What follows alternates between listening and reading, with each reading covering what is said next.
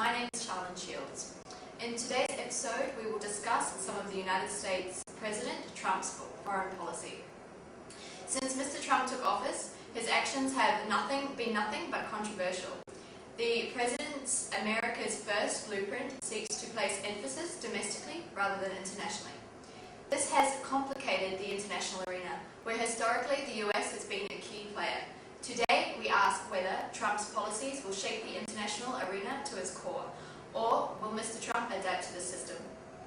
In order to review our topic, let's see 5 key points that compromise the United States foreign policy.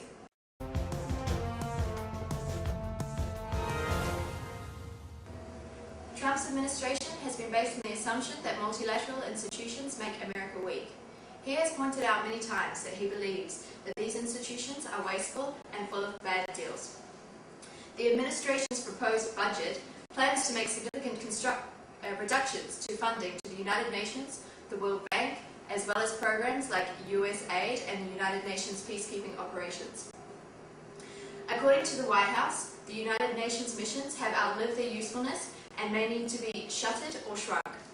This decision reflects their desire to abandon America's traditional role as the savior of the oppressed and embrace that of a military powerhouse to be feared. To explain better why these decisions endanger the United States' role in the international arena, we are going to interview Dr. Sandro Kant from the University of Königsberg. Hi, Dr. Kant. We are calling from Washington to ask you your point of view about the role of the United Nations and international organizations with the new administration.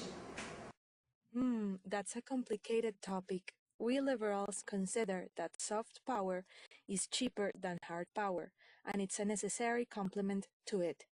Multilateral institutions enhance the United States' influence in the world without force.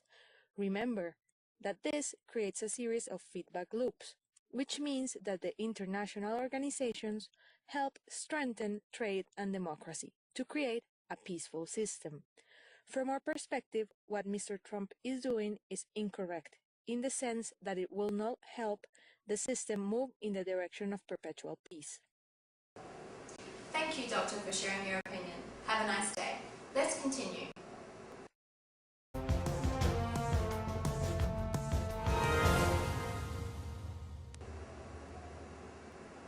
Since President Trump took office, he has told several newspapers that NATO is outdated and obsolete.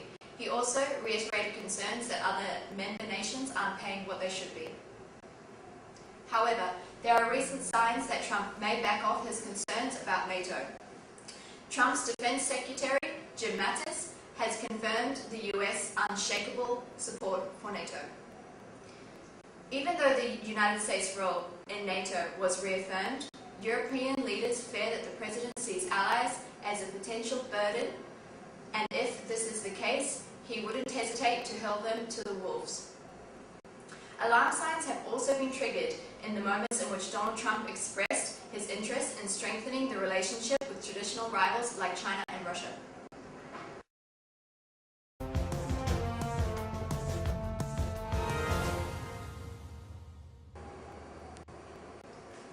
President Trump has proposed to increase military expenditure, claiming that the US has fallen behind in its nuclear weapons capacity and urgently needs to regain supremacy.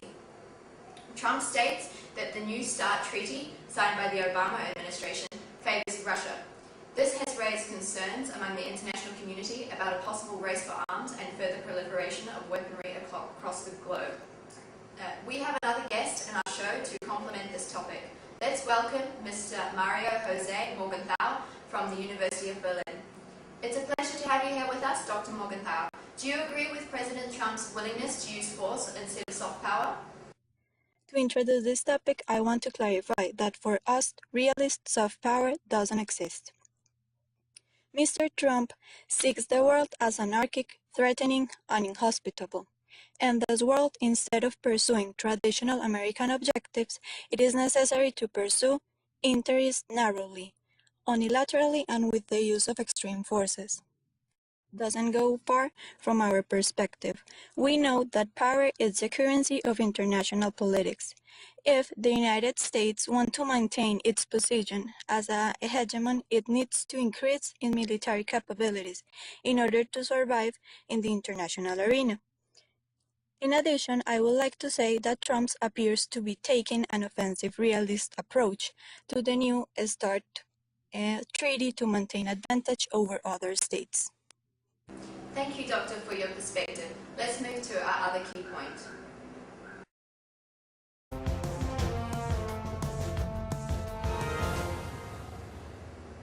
President Trump has made it clear that one of his foreign policy priorities is to demolish and destroy Islamic terrorism.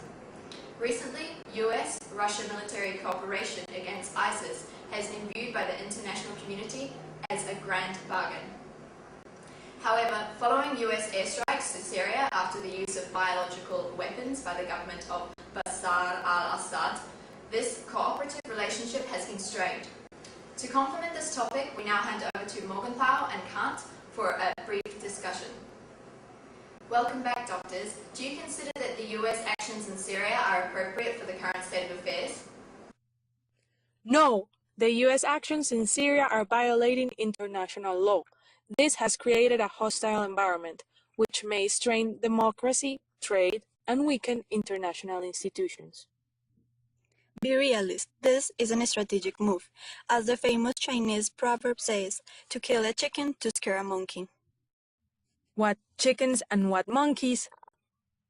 This is an analogy. The chicken in this case is Syria, and the monkey is North Korea. The US is sending a warning message. If the dictator continues to threaten the international security, the United States has the weaponry to intervene. Regardless of this being a strategic move, it is causing the US to lose legitimacy. Okay, it seems we cannot find a common ground. Thank you for your opinions.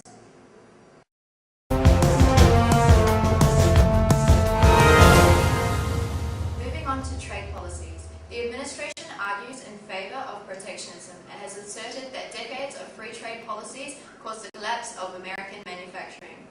The Republican administration has declared plans to aggressively promote and use American-made goods.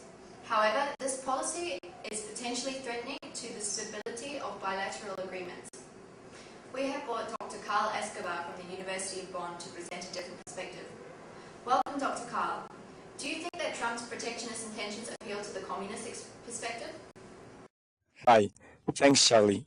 It will seem so. However, in reality it does not.